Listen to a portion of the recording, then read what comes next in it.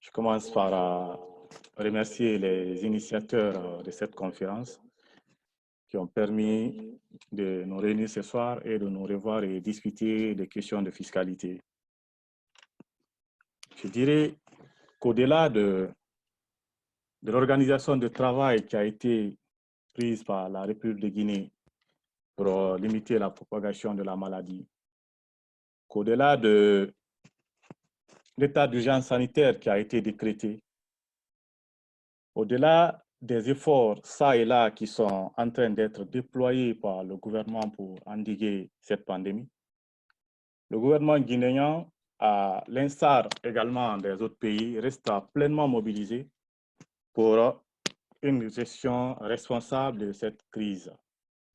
C'est pourquoi je dirais dans l'adresse à la nation le 2 avril 2020 du Premier ministre, il a décliné un plan de riposte global.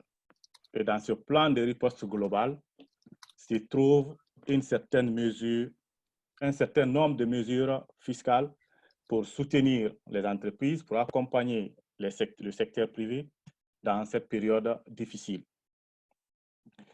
Parmi ces mesures, je vais partager mon écran pour permettre de partager ce que je suis en train de dire avec moi.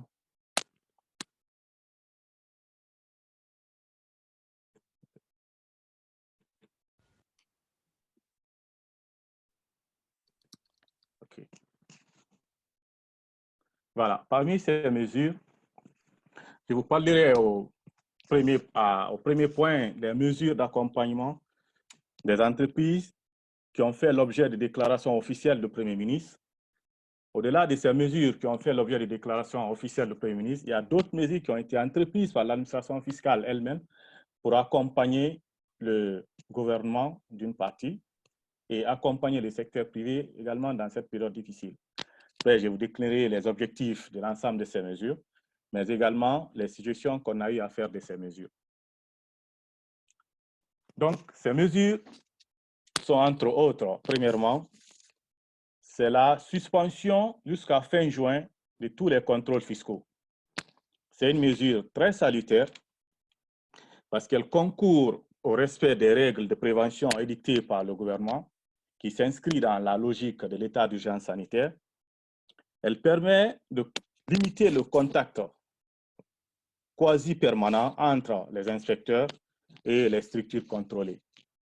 Avec cette mesure, le manque à gagner par le gouvernement, par l'administration fiscale, se situe à concurrence de 5 milliards 595 millions de francs guinéens, soit 559 500 euros. Au niveau du secteur des grandes entreprises, 26 milliards 400 millions de francs guinéens, soit 2 640 000 euros.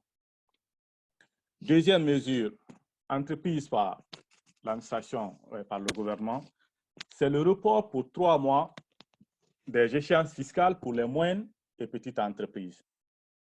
C'est une mesure qui a fait couler beaucoup d'encre et de salive parce qu'elle est jugée par certains comme étant discriminatoire. Vous constaterez dans cette mesure qu'on exclut les grandes entreprises. Deux explications à donner. Premièrement, en Guinée, les 85% des recettes fiscales proviennent des grandes entreprises. Deuxièmement, l'État estime que tous les secteurs d'activité, toutes les entreprises ne seront pas touchées avec la même intensité, n'est-ce pas, par cette crise.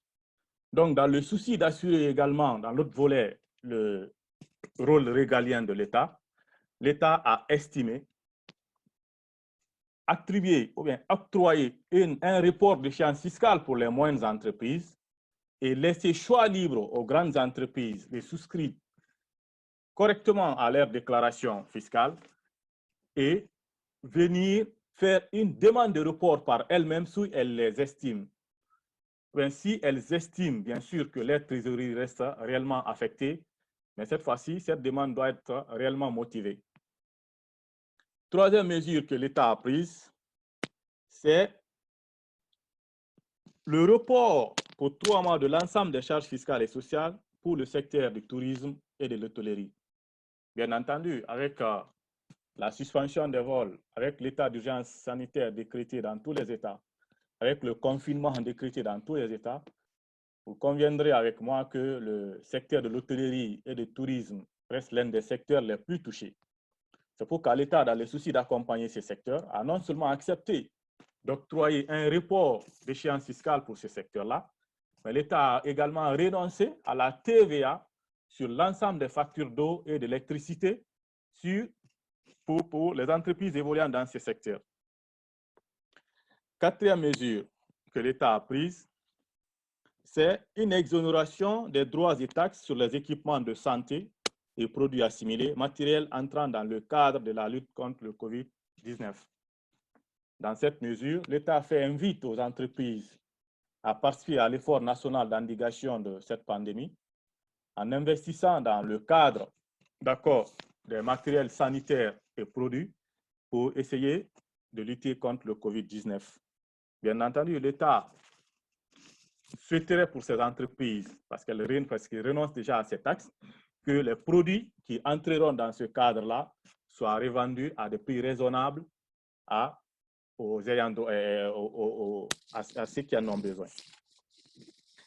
Cinquième mesure que l'État a prise dans le cadre des mesures d'accompagnement, c'est le remboursement des crédits TVA sur une période maximum de 2 semaines. C'est une mesure qui existait déjà, mais sauf qu'elle s'exécutait sur une échéance minimale de 3 mois.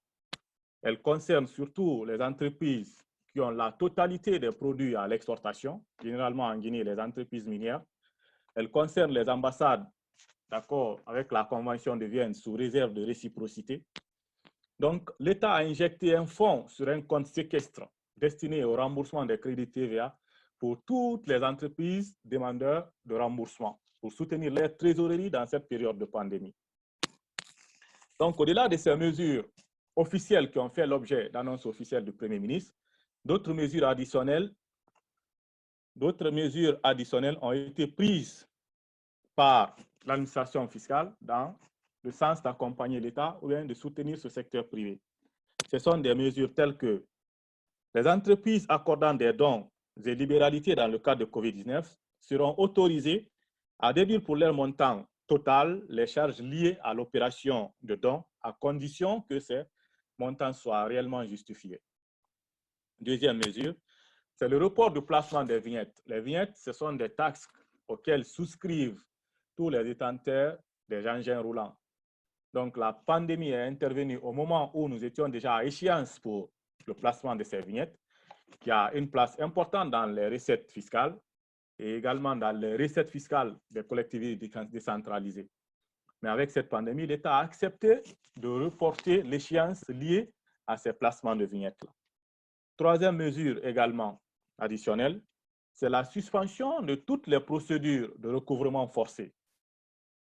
Donc voilà, entre autres, globalement, l'ensemble des mesures fiscales qui ont été prises, qui ont fait d'une part l'objet d'annonces officielles par le Premier ministre, de l'autre part des mesures additionnelles qui ont été initiées par l'administration fiscale elle-même pour accompagner le secteur privé dans ce cadre-là.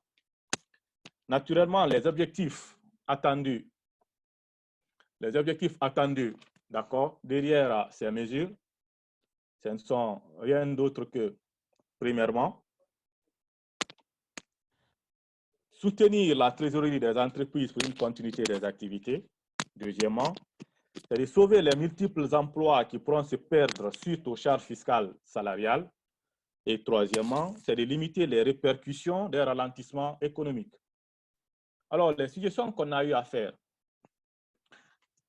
La première suggestion, nous estimons que pour la gestion responsable de cette crise, l'objectif global doit être aider les entreprises les plus touchées, serait indispensable pour l'équilibre socio-économique et aidera à faciliter rapidement la reprise des activités économiques. Et deuxième regard qu'on a eu à voir, l'État, en acceptant de renoncer à ces taxes pour les entreprises qui feront des importations de matériel et de produits visant à lutter contre le COVID-19, il faudrait que l'État ait un regard, l'État ait une cellule de surveillance très stricte pour ne pas que les entreprises profitent de cette période et faire des importations accrues et revendre, profiter, revendre, n'est-ce pas, ces produits qui ont été importés pendant ou bien après la période de la crise. Donc, voilà un peu les regards qu'on a eu, les deux regards qu'on a eu à faire sur ces mesures qui ont été dictées par le gouvernement. Je vous remercie. Un grand merci, chers collègues, pour votre intervention et je salue également toute la DAF Guinée et les collègues de la promotion de Guinée qui ont fait un travail remarquable sur cette présentation et qui ont beaucoup investi sur le projet.